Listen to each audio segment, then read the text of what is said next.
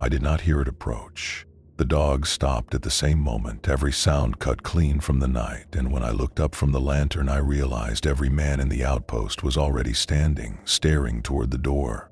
Something was breathing outside the walls. If you are listening to this, understand that what hunted us was not a wolf, not a man, and not a story meant to frighten the weak. What we faced in 1894 moved with patience and purpose, and it knew exactly when to let itself be noticed. Before I tell you what happened inside that outpost, I need you to do one thing. Nearly 98% of the people who watch these stories are not subscribed. If you want to hear how this ends, and if you want more stories that were never meant to survive, subscribe now and stay until the end, because what followed us through the snow did not stop when we left. My name no longer matters. What matters is that I was there the first night the Skarnwolf came. The smell reached us before the sound, rot and cold iron carried on the wind.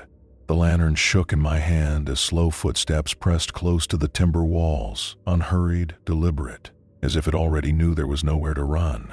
Someone whispered that it had stopped moving. Then the door handle turned, not forced, not rushed, turned. And in that instant I understood the truth that still wakes me at night. We were not being hunted. We were already chosen.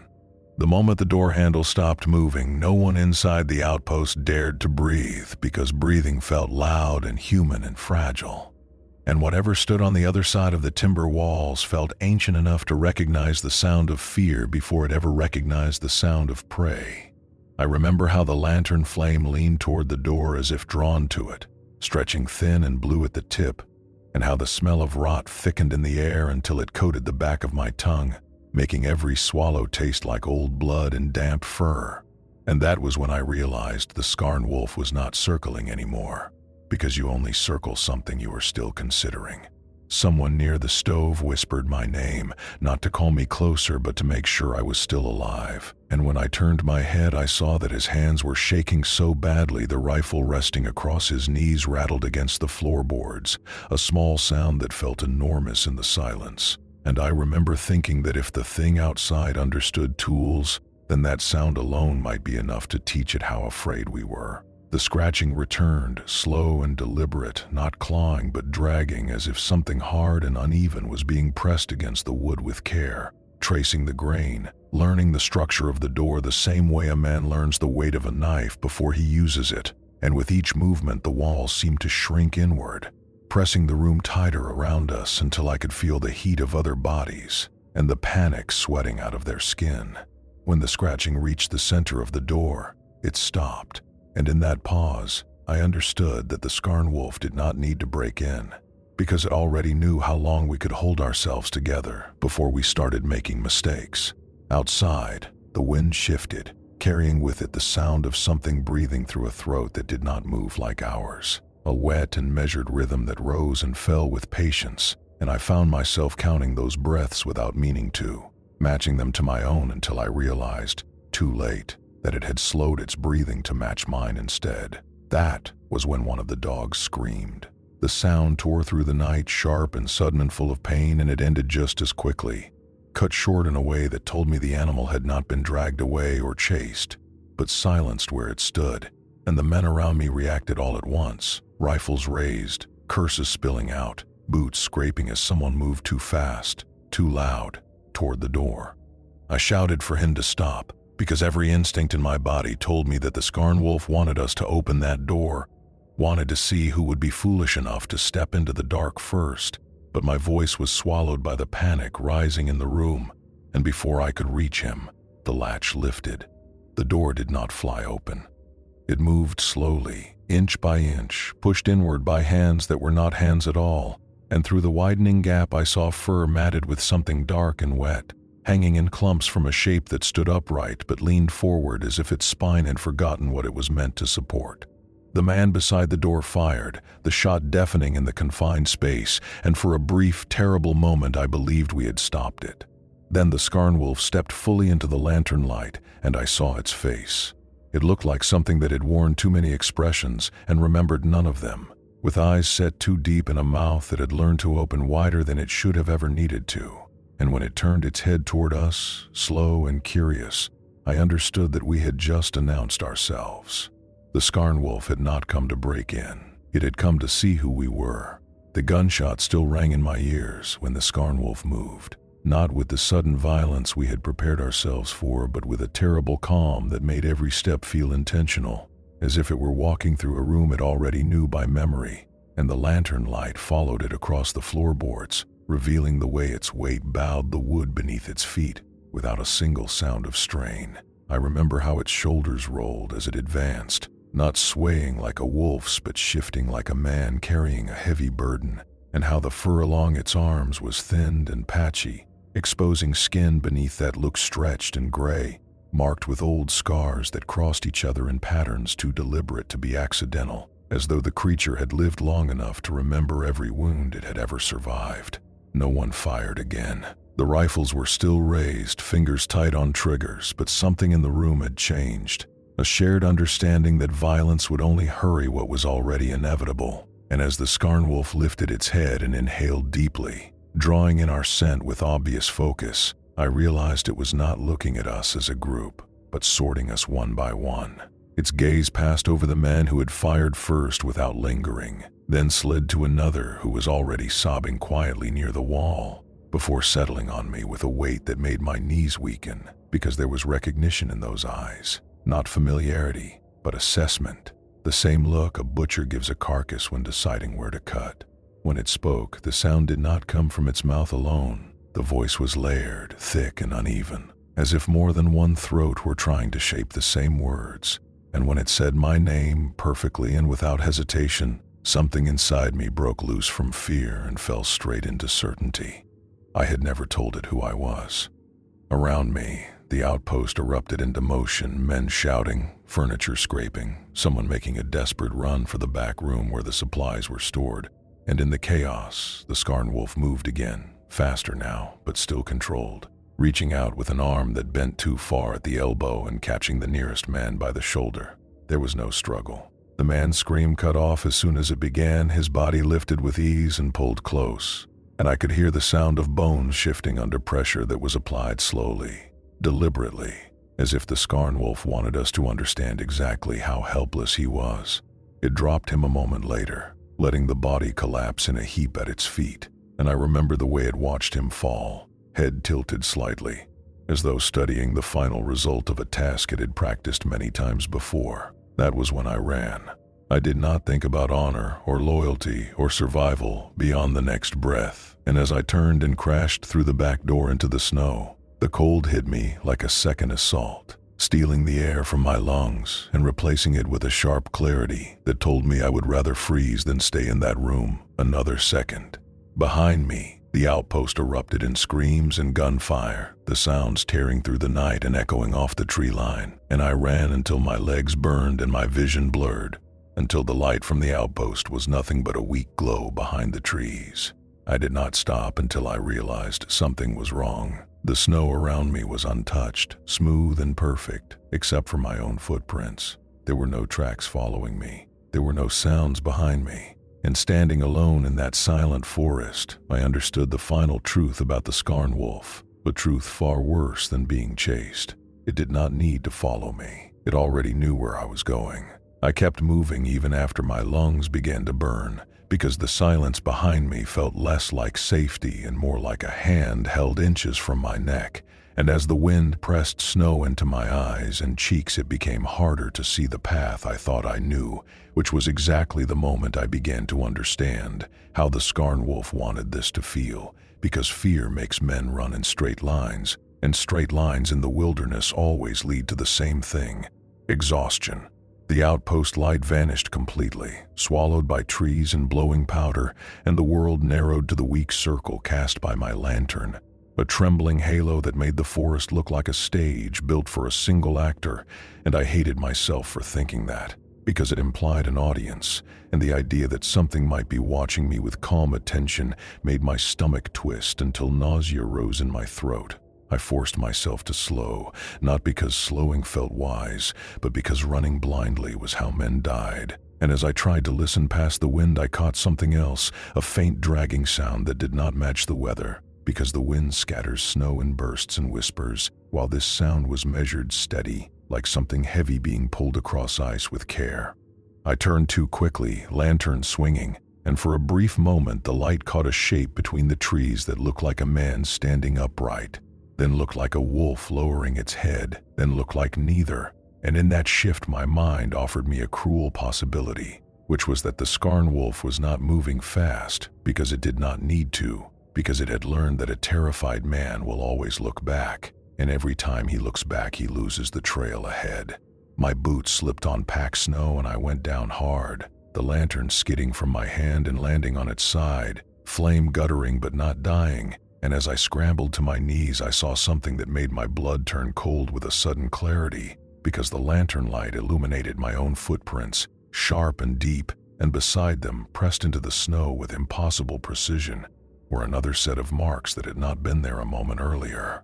They were not paw prints. They were not boots. They were impressions shaped like hands, long and narrow, the fingers ending in blunt points as if nails had thickened into something harder, and the distance between those marks told me whatever made them had been crouched low, close to the ground, following me like a patient animal. Yet I had heard nothing, not a breath, not a step, not a twig snapping under weight.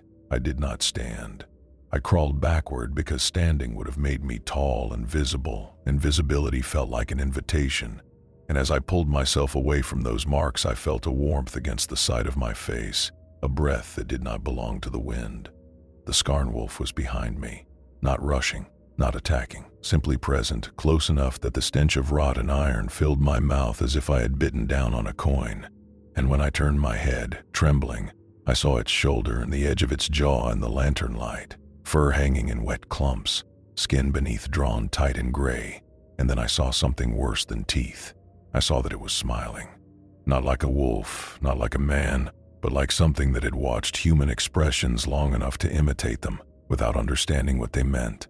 And as the smile widened, I understood that it was not here to kill me quickly, because quick killing is for hunger, and this felt like curiosity.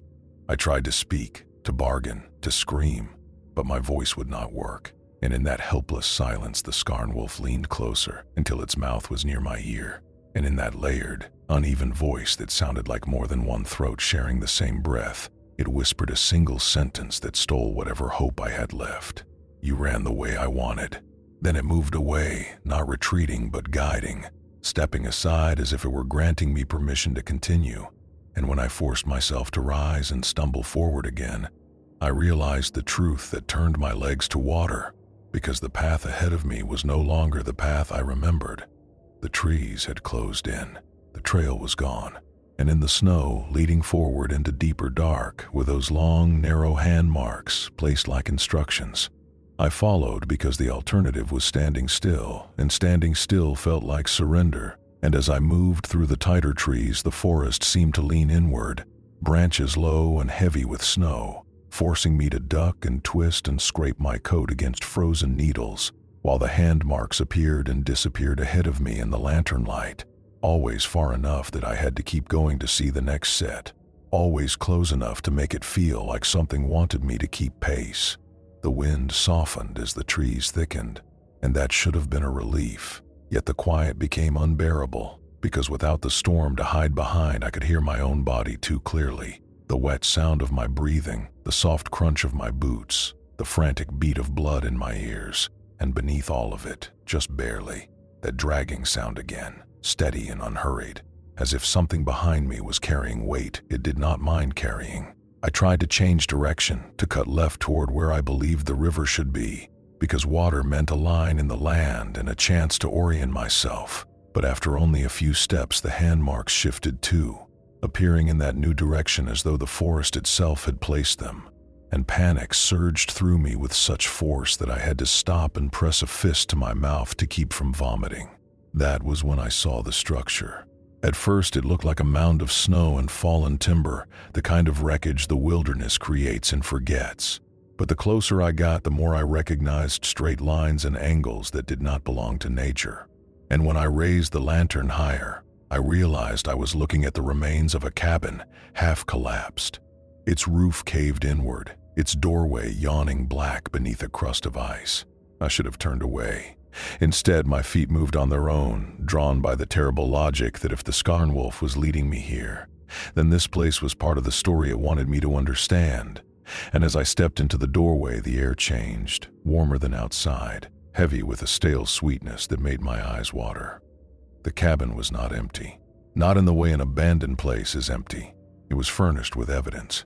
Bones lay scattered along the far wall, not piled like an animal's feeding site, but arranged, set in patterns that made my skin prickle, because the skulls were placed facing inward, as if they were watching the center of the room, and hanging from a beam was a strip of hide that might once have been a coat, or might once have been part of a person, stiff and dark, swaying slightly, though there was no wind inside. I took one step farther, and the floor gave a soft creak beneath my weight, and in that sound I felt the forest outside respond, as if the noise had been heard and acknowledged. A shape shifted in the corner. My lantern snapped toward it, and the light revealed a man sitting against the wall with his knees drawn up, head bowed forward, hair frosted white, and for a split second relief hit me so hard I almost wept, because human presence meant I was not alone in the world, meant the Skarnwolf had not erased every other possibility. Then the man lifted his head. His eyes were open but wrong, clouded and dry, and his mouth parted as if he wanted to speak. Yet no breath came out, and when he tried to move his arms, I saw they were bound to his sides with wire, tight enough that the flesh had grown around it in swollen ridges. He was alive, or close enough that the difference no longer mattered. I knelt beside him, whispering questions, asking who he was, asking how long he had been here, promising I would cut him free. And as I reached for the wire, my fingers brushed something slick, something that made my stomach drop, because the wire was not simply holding him. It was attached to hooks embedded in the wall behind him, as if he had been displayed. The man's lips moved. A faint sound escaped, not a word, more a rasping effort, and I leaned close until my ear was near his mouth, desperate to catch anything that could explain this horror. What he whispered was so quiet, I barely understood it, yet the meaning landed like a hammer. "It keeps us." Before I could ask what he meant, the cabin door behind me creaked, slow and deliberate, and the smell of rot and iron filled the room again with immediate force, and I knew without turning that the Skarnwolf had entered, not to chase, not to kill, but to show me the next part of what it had made. And as the lantern light trembled in my hand, I saw the hand marks in the snow outside the doorway, stopping perfectly at the threshold, as if the forest itself knew where the Skarnwolf's territory began. I did not turn when the Skarnwolf entered the cabin, because every instinct I had left told me that looking directly at it again would finish something inside me that was still barely holding together. And instead, I stayed kneeling beside the bound man, my hand frozen against the wire embedded in his flesh, feeling the faint vibration of his breathing through metal that had become part of him. The smell grew stronger as the Skarnwolf stepped fully inside, rot layered with old blood and wet fur, and the cramped space filled with the sense of weight and presence, the way a room feels smaller when a large animal enters it, even if it does not move, even if it only stands and waits. And I realized then that this cabin was not a trap meant to catch prey, but a place meant to keep it. The man beside me began to tremble, his head shaking in small, desperate motions, and when I leaned closer, I heard him whisper again, the sound barely there, as if each word cost him something he could not afford to lose. "It watches," he said, his breath fluttering weakly against my ear. "It waits for us to stop fighting." Behind me, wood creaked under slow shifting weight, and I felt a breath pass over the back of my neck, close enough that the hairs there lifted in response. And in that moment I understood that the Skarnwolf was listening, not just to words, but to intention, to the quiet places where hope hides before it dies. I told the man I would get him out, because saying it felt necessary even if I no longer believed it, and as my fingers worked at the wire, I felt how deeply it had been set, how long it must have been there for flesh to heal around steel, and the realization hit me with sickening clarity that the Skarnwolf did not kill everyone it took, because killing ends a story, and this thing was collecting chapters.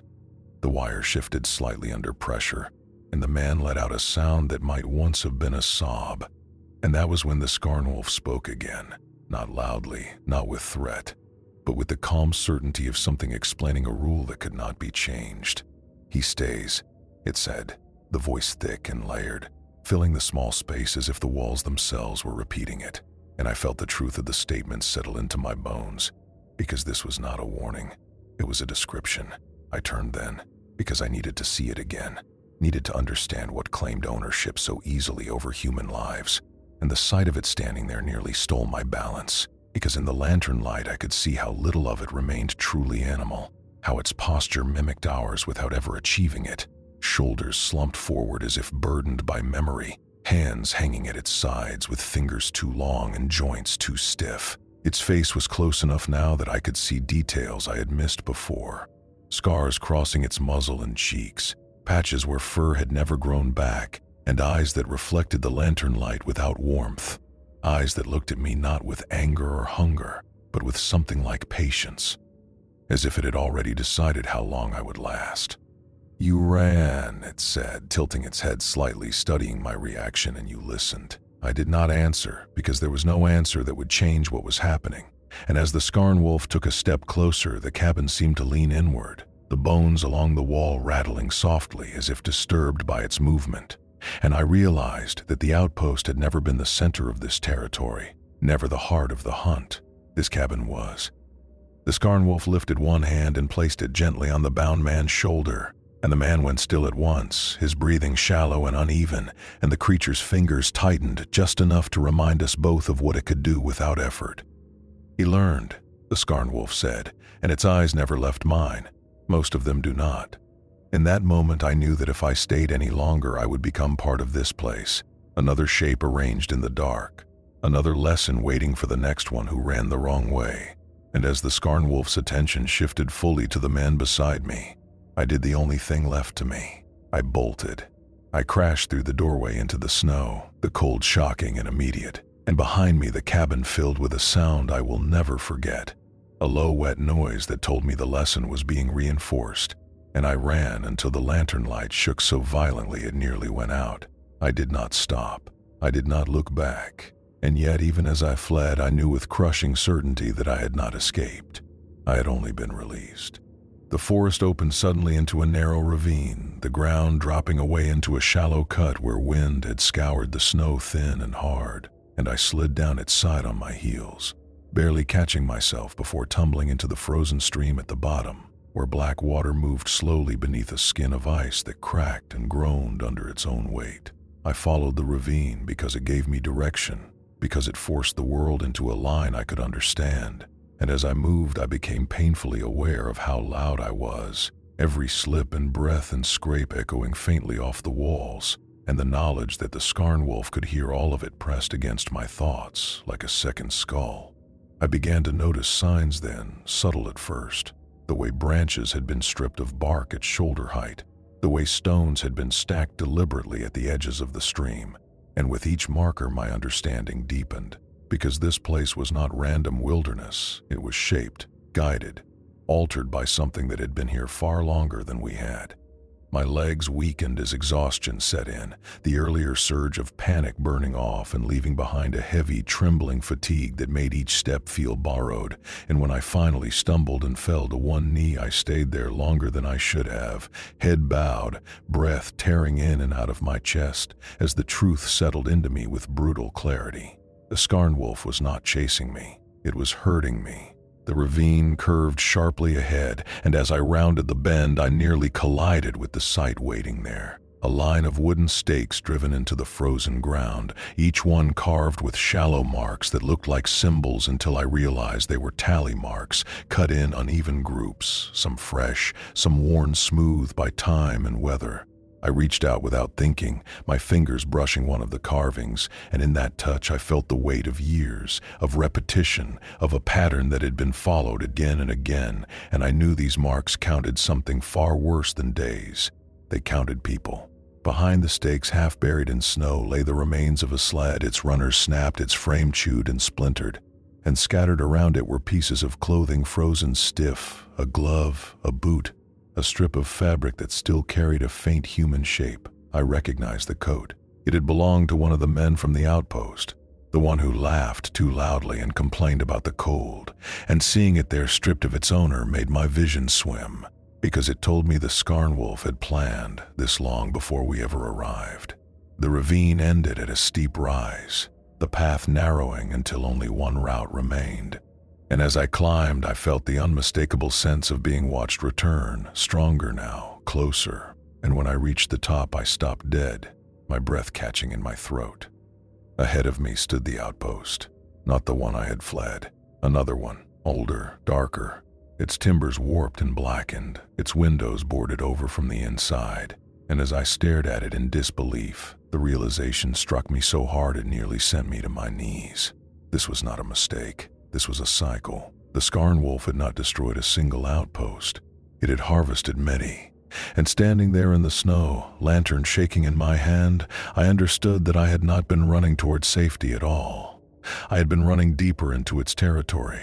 I stood there longer than I should have because my mind refused to accept what my eyes were seeing, and as the cold slowly crept through my boots and into my legs, the understanding settled in that this place was not simply abandoned, but reused, repeated, and deliberately left behind like a trap a hunter returns to season after season. The second outpost looked smaller than the one I had fled, lower to the ground, as if it had slowly sunk under a weight that was not only physical. And when I moved closer, I saw that the walls had been reinforced from the inside with extra planks, not to keep something out, but to slow something down once it was already inside, and that realization alone made my stomach feel heavy.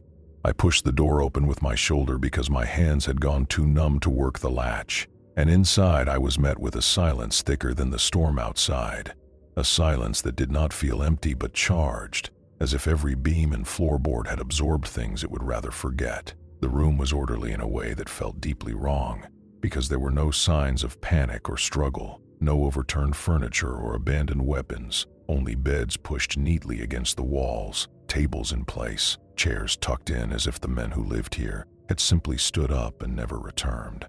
On the far wall hung a list of names, written carefully by hand, and when I stepped closer, I saw that some names were crossed out while others were circled, with dates added beneath them at uneven intervals, each gap growing wider than the last, as though arrivals had become rarer over time. My fingers traced one of the circled names, and when I realized it belonged to the man bound in the cabin, something inside me shifted, because it meant escape had never been the goal, and that some were not chosen to die, but to remain. I heard wood creak behind me, not a footstep, not breathing, but the sound of structure adjusting to weight, and without turning I knew the Skarnwolf was close, not because I heard it, but because the room itself felt altered, as if the air had accepted its presence. "You see it now," the voice said, calm and almost instructive, and the words landed heavily because they were meant to be understood, not feared.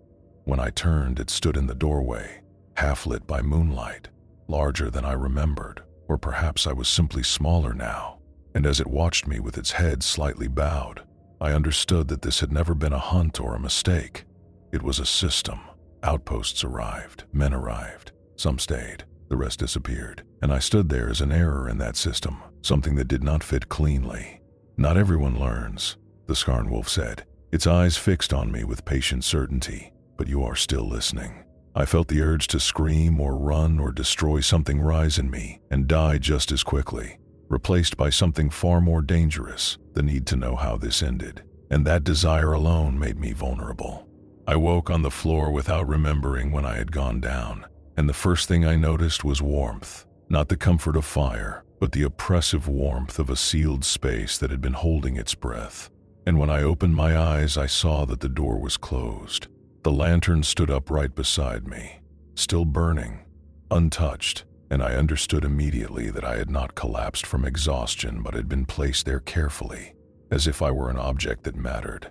The Skarnwolf was sitting across from me, not looming, not ready to strike, but crouched the way a man waits, arms resting on its knees, watching me with an attention that felt more invasive than violence, and in that posture it looked almost understandable, almost familiar, which frightened me more than rage ever could.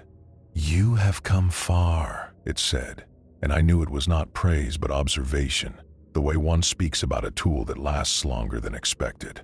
I asked why, because my mind needed a reason, and when I spoke my voice sounded thin and uncertain, and the Skarnwolf tilted its head slightly, as if the question itself was a common one.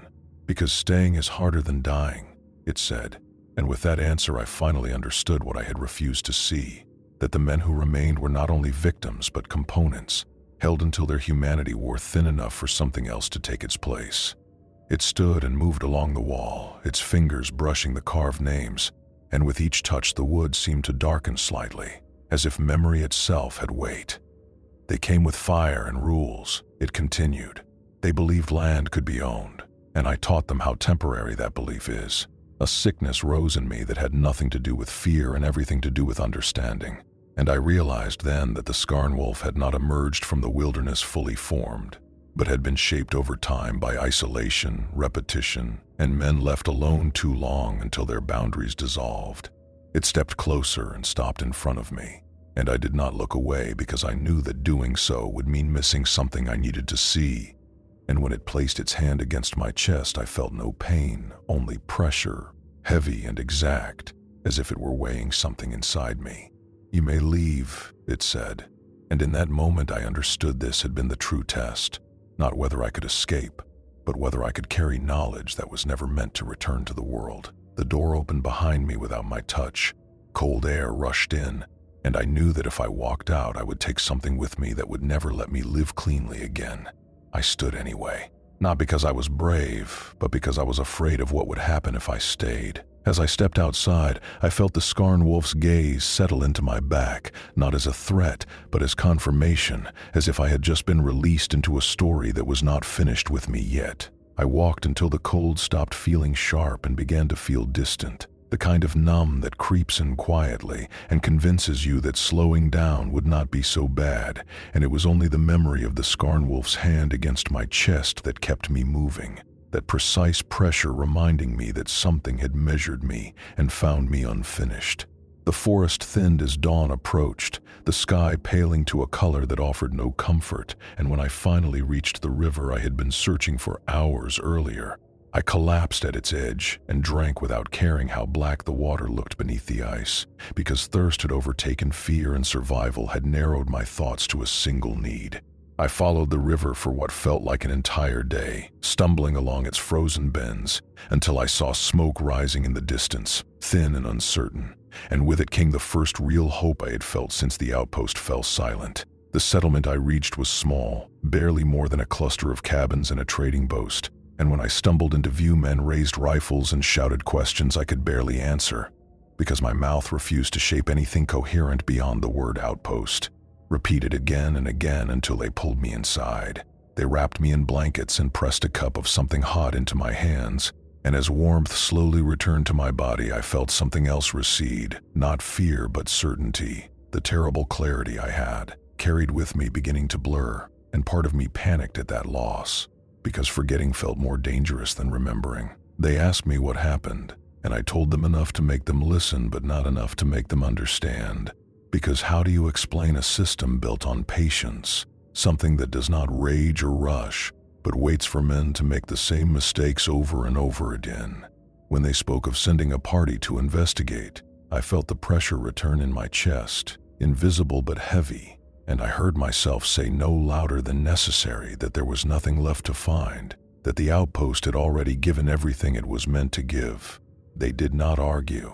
They had seen enough men come back wrong to recognize the look in my eyes. That night, as I lay near the fire and pretended to sleep, I listened to the sounds of the settlement settle into rest, and beneath it all, I thought I heard something else, a distant dragging sound carried along the river, too steady to be ice, too deliberate to be the wind. I told myself it was nothing.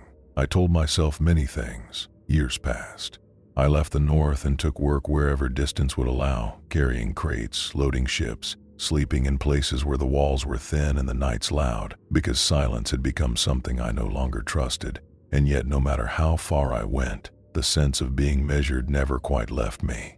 Sometimes I dreamed of the outposts, not just the ones I had seen, but others, arranged in a line stretching farther into the wilderness than I could follow, each one waiting its turn. Each one built by men who believed isolation was temporary and control was possible. In those dreams, the Skarnwolf did not chase me. It watched. I tried to tell myself that what I encountered in 1894 was an anomaly, a singular horror that could not survive outside its territory, but the world had a way of undoing that comfort, because wherever men pushed into places that did not want them, wherever they stayed too long and listened to nothing but their own voices, the same patterns began to form. I heard stories. A remote camp that went silent without signs of struggle. A winter station where some men returned and others simply remained unaccounted for. A trading route abandoned because travelers spoke of being guided instead of followed. Each story carried familiar shapes, familiar pauses, familiar mistakes. I never spoke the name Skarnwolf aloud. Names have power, and I understood now that recognition was a form of invitation. Instead, I listened, because listening was what had marked me in the first place. And as long as I listened, I believed I might recognize the pattern before it closed around me again. I am telling you this now for that same reason. Not to warn you away from the wilderness, and not to claim that monsters wait behind every tree, but to tell you that some things do not hunt the way we expect them to, and that the most dangerous predators are not driven by hunger, but by patience. If you are still listening, if you stayed to the end of this account, remember this one thing. When a place feels like it is watching you, when the silence seems organized instead of empty, do not tell yourself you are imagining it. Do not wait to understand. Leave, because the Skarnwolf does not chase everyone. It chooses. And once it has learned the way you think, the way you move, and the way you listen, distance will not save you. Only timing will. And sometimes, even that is not enough. If this story unsettled you, that is not an accident. What happened at that remote outpost in 1894 was never meant to be understood as a single event, because places like that do not create monsters. They reveal patterns, and patterns repeat wherever men believe isolation will not change them. Stories like this survive because someone listens long enough to carry them forward. And right now, nearly 98% of the people watching are not subscribed, which means most of these stories disappear the moment the screen goes dark. If you want to keep hearing what never made it into official records, if you want the next story before it fades into rumor, subscribe now, because this channel exists for the stories that were never supposed to leave the wilderness. Listen carefully to where you are when you hear this. If the silence around you feels structured instead of empty, if it feels like something is waiting rather than resting, do not dismiss that instinct, because some predators do not chase, they observe, and they only act once they understand how long you are willing to stay. Thank you for listening until the end. And remember this, not everything that follows you wants to be seen. Some things only want to be remembered.